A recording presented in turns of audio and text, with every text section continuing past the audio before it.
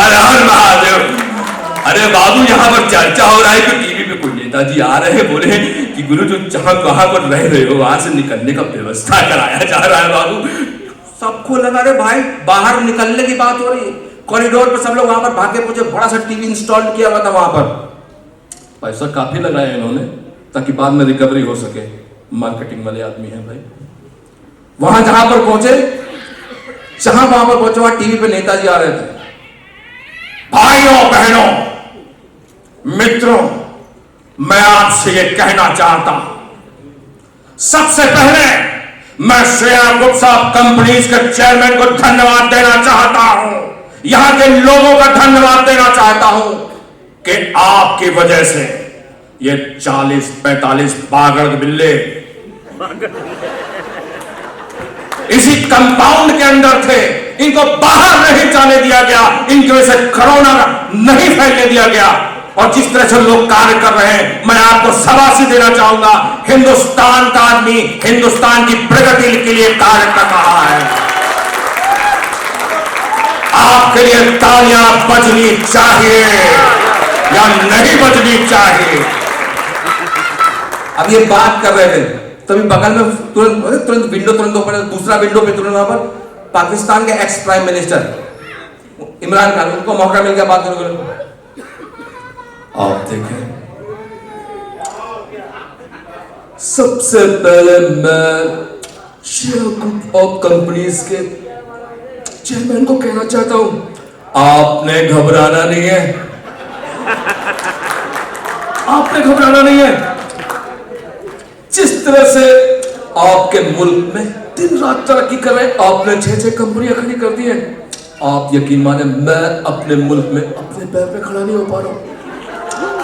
मैं पिछली मर्तबा मैंने खड़े होने की कोशिश की, किसी ने साले ने मेरे पैर में गोली मार दी। कोई भी मुल्क हमें पैसे नहीं दे रहा है।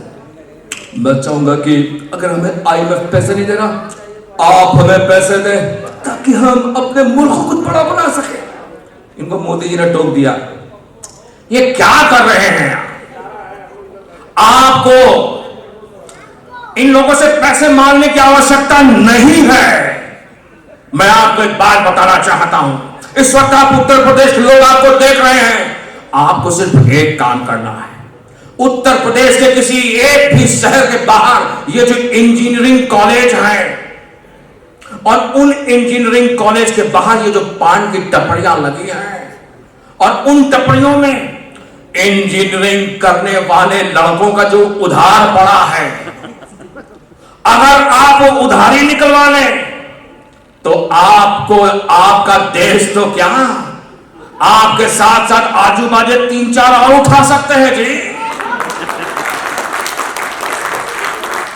इससे भी ज्यादा आपने हमारे हिंदुस्तान की महिलाओं की ताकत को नहीं जाना। हमारी हिंदुस्तान की महिलाएं जिनके पास कभी पहनने के लिए कपड़े नहीं होते हैं और घर में इतने कपड़े होते हैं कि उन कपड़ों का अगर कलेक्शन करा लिया जाए तो पूरे बांग्लादेश को ऊपर से तिरपाल में ढक सकते हैं। बड़े बड़े देशों की जितनी GDP नहीं है, ये लिपस्टिक में इतना पैसा खर्चा कर देती है। मैं तो कहता हूं आप कश्मीर के साथ साथ हमारे मुल्क में आ जाइए, हजारों को पाला है, आपको भी पाल लेंगे। क्या अब ये बात करने में लगे थे, इनकी बात करते करते बीच में लालू जी ने इनको टोक दिया। एकदम बोलना चालू करते हैं, रुकता नहीं है।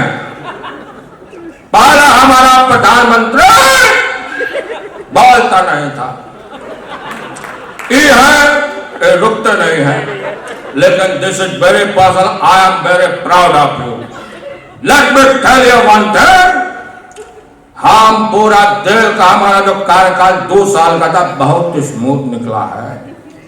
हम सबको धन्यवाद देने आया था, लेकिन जेल का सुपरिटेंडेंट हमको बताया है कि आपका बैरक में जो सैनिटाइजर छिड़का जाता था वो सैनिटाइजर नहीं था, वो बेहोशी का दवा था।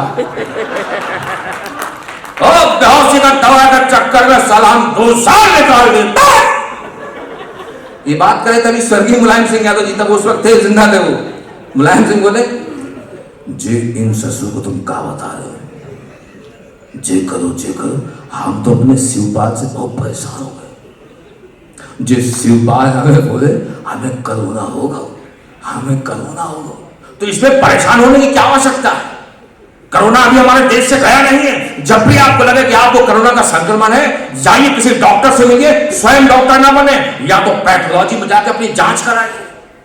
आदेश बगलों से हम बोले जाओ पैथोलॉजी में जाके सैंपल दे आओ, और पैथोलॉजी में जाके सिपा हमारे बोल चुके में सैंपल दे आए। और जब हम शाम को गए सैंपल का रिजल्ट लें तो देखो 200 आदमी बेहोश। हम बोले शिवपाल जो तुम काय का सैंपल दे आए थे 200 आदमी में बेहोश, तो शिवपाल बोले हमें क्या पता तो कि काय का सैंपल दे दो, हम तो क्या टट्टी का सैंपल दे आए। कैसी बातें करते हैं जी। मैं कहना चाहता हूं बाहर जाने वाले हर व्यक्ति को यहाँ पर पास दिया जाएगा, जिसका पहले रीजन है वो अपनी अपनी बातों को लेकर आए, उसको पास की नियुक्ति की जाएगी। चेयरमैन साहब ने घोषणा कर दी है। अब सब लोग भागते भागते गए, सलमान खान के पास अथॉरिटी में बनाए गए थे। तो चलो किसको किसको पास चाहिए, और जिसको भी चाहिए अपने अपने बहाने बनाओ और बताओ तो उसको पास देंगे। नवाजुद्दीन एज यूजुअल सबसे पहले के बोले भाई अपने को ज्यादा इज्जत का आदत है नहीं, और अपने को जिस फार्म हाउस में रुका है उसमें इतना बड़ा बड़ा संडास बना है, मेरे को दिन में 3 बार ऐसा बैठ के केकड़ा बनना पड़ता है, मेरे को जमता नहीं, मेरे को घर वाले पे जाने का अपने जाओ देव ना साहब। पंकज त्रिपाठी पीछे खड़े थे, 2 कौड़ी का बहाना बनाया है। बताइए कोई औचित्य होता है? लोग तो खुड्डियों में कर लेते हैं। पुराने लोग जानते होंगे क्या कहा है मैंने। मेरी समस्या बहुत गंभीर है और जायज भी आप निर्धारित करिए। आपने बोला था पार्टी है, फंक्शन है, शाम को आइए, सुबह चले जाइए। हम एक जोड़ी जो कपड़ा पहने तो वही पहने आ गए। लॉकडाउन लग गया, हम प्रिपेयर होके नहीं आए थे, हमारे पास एक ही अंडरवियर था। अब N95 मास्क पहन के काम चलाना पड़ रहा है। हो सकता है मैं कोरोना से बच जाऊं, लेकिन दांत खाज खुजली की वजह से निश्चित ही मेरी मौत निश्चित है। मैं यहाँ से जाना चाहता हूँ, मैं बहुत ज्यादा परेशान हो गया, कैसे भी यहाँ से जाना चाहता हूँ। ऋतिक रोशन भी तो बोले मैंने पहले कहा था आपसे ज्यादा कि मैं परेशान हूं। ये छोटी छोटी बातों के लिए क्या परेशान है? Just think about me. मैं डैडी साहब के साथ में सोता हूं रात को, और कल रात को उन्होंने मेरा टेडी बियर फाड़ दिया, और जब जाके मैंने उनको बोला कि आपने मेरा टेडी बियर क्यों फाड़ा, उन्होंने मुझे सतरंगी झगड़ा बोला। मुझे बोलते हैं कि रात को तो अपने बाल खींच के सोता है। हमारे यहाँ इसको गीला ढीला पीला और सीला बोलते हैं। I don't know what to do. मैं बहुत ज्यादा परेशान, मैं यहाँ से जाना चाहता हूँ। डैनी साहब ये आदमी बोले जबान पर लगाम दे। दही बड़े की चटनी में डूबे हुए पानी के बताशे, रात को वीडियो गेम खेलने वाले और तुम जैसे बाल खींचने वाले, ये तो करीमा का कि मैंने सिर्फ तेरा टैरी फाड़ा है, वरना जैसे तेरा टैरी घूर कर देखता है मैं उसे चला के राख कर देता। राजपाल यादव पीछे खड़े थे, अरे सब लोगों का हो गया तो साला बोलो हमारी भी सुन लो, जिंदगी नरक हो गई है। ये सलमान खान का बॉडी गार्ड है शेरा, सुबह सुबह कहता है कि आके हमको नहाना है, हमारी पीठ में साबुन लगाओ। 3-3 घंटे अपनी पीठ में साबुन लगवाता है, जानवर जैसा आदमी है। और दोपहर में जब हम फ्री हो जाते हैं तो डंडे के ऊपर बांध के कहता है कि पूरे घर के जाले साफ कर दो। जब साले साफ कर लेते रात को, जब हम कमरे में सोने के लिए पहुंचते हैं, दोनों टांगों के बीच में दबा कर सो जाता है। बताओ तकिया है क्या? अरे क्या मजाक लगता है कोई भी वैलिड आदमी नहीं है। कोई है तो आओ, वरना ये पास में किसी और को दे दूंगा। शाहरुख खान साहब आए और आकर बोले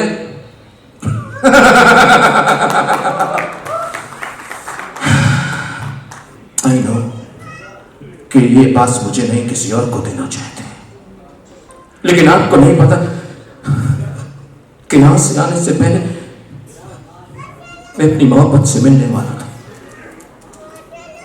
और मैंने उससे एक वादा किया था,